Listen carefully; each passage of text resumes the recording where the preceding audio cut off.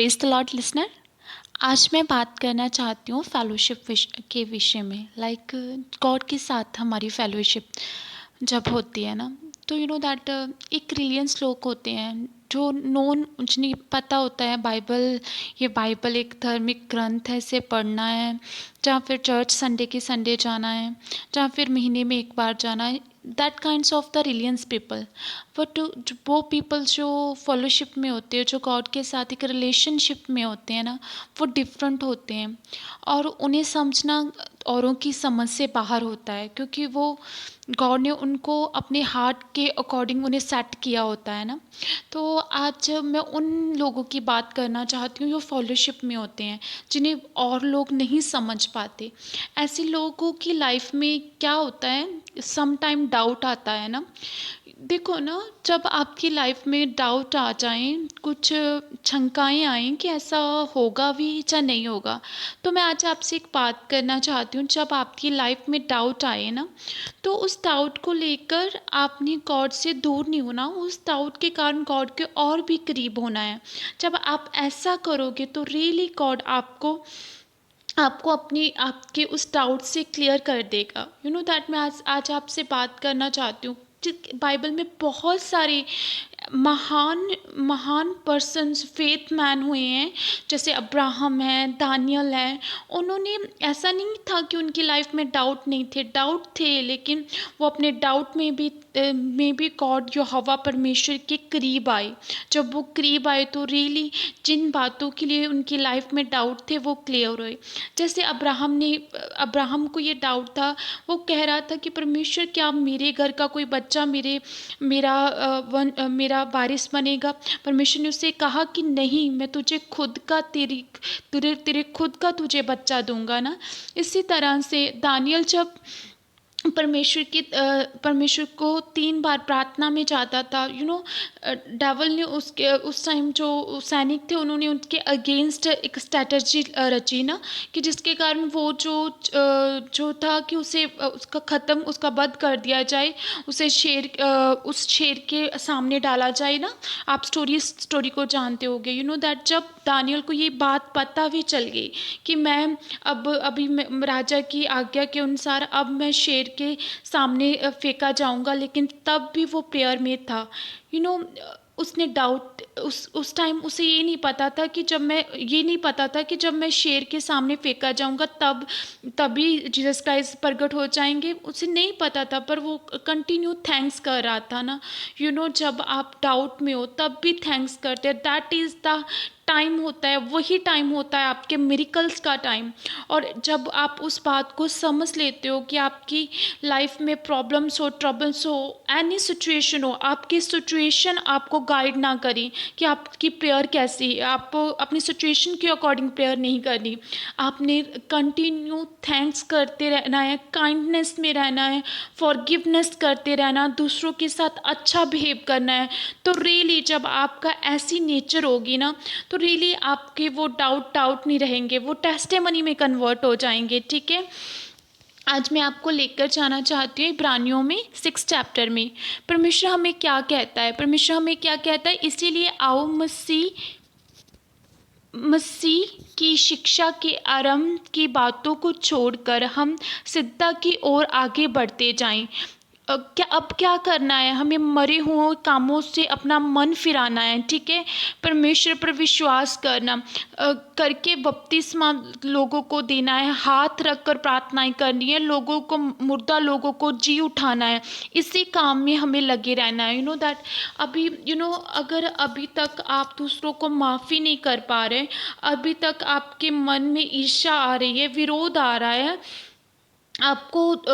आपका क्लेशों की सामना कर रहे हो, वो अपनी अभिलाषाओं के कारण, तो कैसे आप परमेश्वर के वो स्टार्टिंग के कामों को, अगर आप स्टार्टिंग के कामों से बाहर नहीं आए तो कैसे आप परमेश्वर के बड़े काम कर पाओगे ना।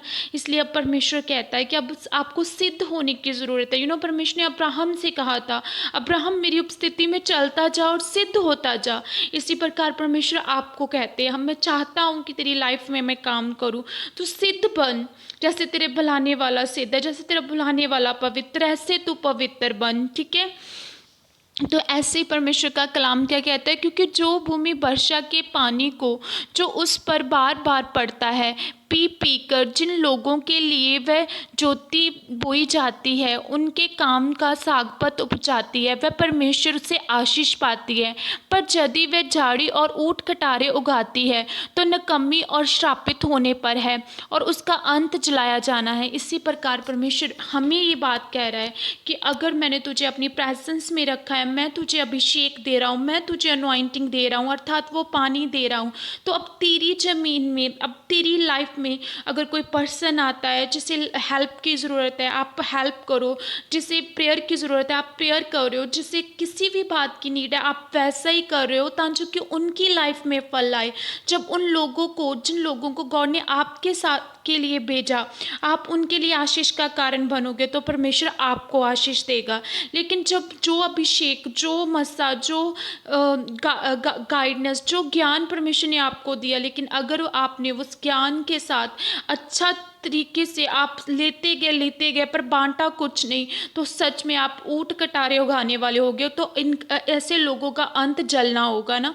इसलिए परमेश्वर आज आपसे यही बात कह रहा है, मेरे बच्चे सिद्ध हो जा। आज परमेश्वर आपसे कह रहा है कि रियली तो अच्छी भूमि पर दूसरों के लिए ब्लेसिंग का कारण बन, सिद्धता में अब चल। अब अभी तक अगर तुम फॉरगिव करना नहीं जानती, कभी किसी को माफ़ करना नहीं जानती, ना किसी को, ना जो तुमसे प्रेम करते तुम उसी से प्रेम करते हो, जो तुझसे बैर करते हो तो उससे प्रेम नहीं कर रही, नहीं कर रहा, तो कैसे तुझे सिद्ध बनाऊं, कैसे मैं तेरे उस डाउट को क्लियर करूं। अगर डाउट को क्लियर करना है तो रियली आपको वो सिद्धता वाली लाइफ जीनी पड़ेगी। ठीक है, परमेश्वर का आगे परमेश्वर हमें क्या कहते हैं। परमेश्वर, मैं आपको बताना चाहती हूँ, यू नो दैट परमेश्वर ने अब्राहम से एक बात कही, उसने प्रतिज्ञा की।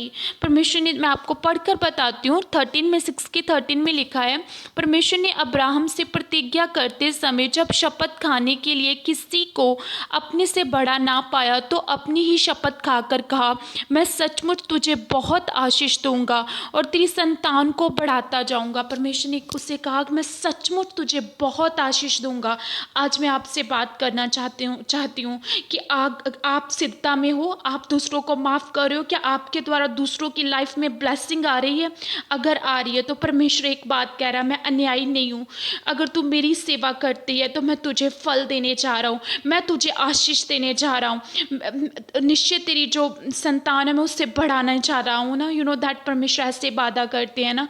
परमेश्वर ने यू नो दैट अपनी परमेश्वर ने अपना प्रॉमिस किया, परमेश्वर ने अपनी शपथ खाकर ये बात की कि मैं तुझे निश्चय आशीष दूंगा। निश्चय वर्ड यूज़ किया, मैं तुझे निश्चय आशीष दूंगा। ऐसा यहोवा परमेश्वर हमारा है जो हमें निश्चय वाली आशीष देता है, जो सच में हमें ब्लेस करना चाहता है। तो डाउट कहाँ है? कौन सी सिकनेस है, कौन सी बीमारी है, कौन सी प्रॉब्लम है आपकी लाइफ में? परमेश्वर कहता है मैं तुझे निश्चय आशीष दूंगा, पर तू मेरी उपस्थिति में चलता जा और सिद्ध होता जा। ये परमेश्वर की विल है।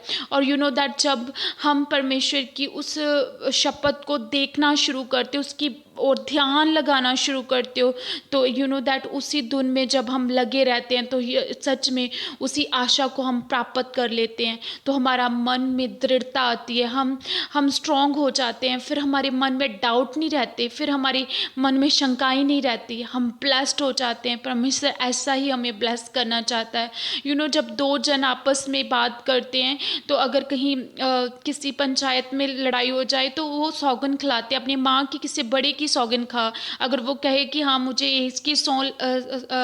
इसकी शपथ लगे तो रियली तब वो कहते हैं कि सच में ये सच बोल रहा है। तो परमेश्वर ने अपनी शपथ खाई, तो उसका प्रॉमिस कितना बड़ा है आपके डाउट से, उसकी वाचा कितनी बड़ी है आपके अविश्वास से। आज परमेश्वर, मैं प्रार्थना करती हूँ यीशु मसीह के नाम में, परमेश्वर आपके हर डाउट को दूर करे यीशु के सामर्थी नाम में। आपके डाउट यहोवा परमेश्वर के आपको नज़दीक करने वाले बन जाएं यीशु मसीह के सामर्थी नाम में। मैं प्रार्थना करती हूँ परमेश्वर ये फॉरगिवनेस का आत्मा इनकी लाइफ में आए बे, ये शुद्ध प्रेम करने वाले बन जाए यीशु मसीह के सामर्थ्य और बड़े और जलाली नाम में मांगती हूँ। आमीन, आमीन।